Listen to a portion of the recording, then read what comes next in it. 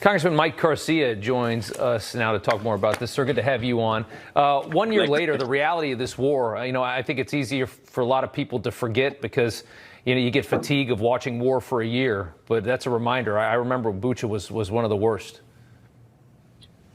Yeah, and I've seen war firsthand. It's an ugly thing, and at the hands of a dictator like and a tyrant, frankly, like Putin, it's even uglier.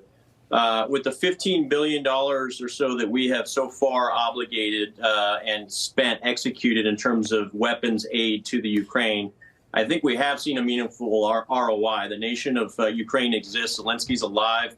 Putin's been taken down a few notches on the international stage, but also internally within his own government.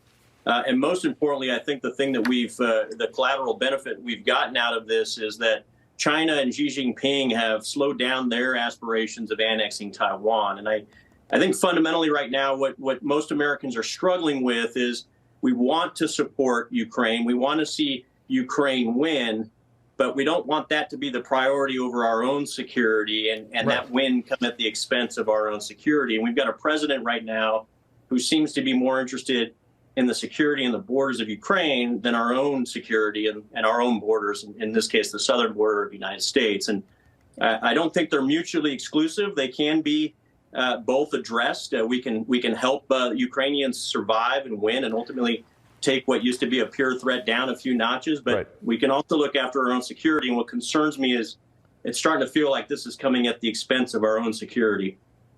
Well, I think that's where a lot of the frustration comes from. I think that Americans, it's not that there's an issue with Ukraine, it's that they have an issue with the government that they don't see any results. You send so much of your money to Washington, it seems like they light it on fire.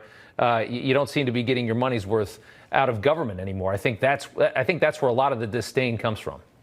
Especially when we see such an escalation in government spending, roughly 30 to 35% year over year spending over the last 2 years, and we're not getting the results. We're seeing our own economy implode. We're seeing record high inflation, record high debt, and we see issues still with China remain. We still see issues with our southern border. We see the issues in Afghanistan not being addressed. And so what we are looking for is oversight and accountability, not just with the taxpayer money that's spent here domestically, but especially precious taxpayer dollars that are going to Ukraine and in the form of the weapons.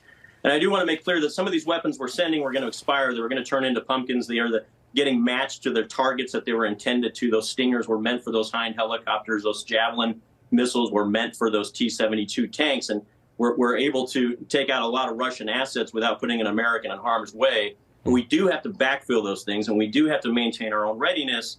And when the Secretary of the Navy says, hey, we've got to make a choice between Ukrainian security and our own security over the next few months, that raises a lot of red flags. And for me, I want the Secretary of Defense to explain to Congress how he's going to make sure that he's prioritizing our security without compromising that while he's clearly focusing on Ukraine right now.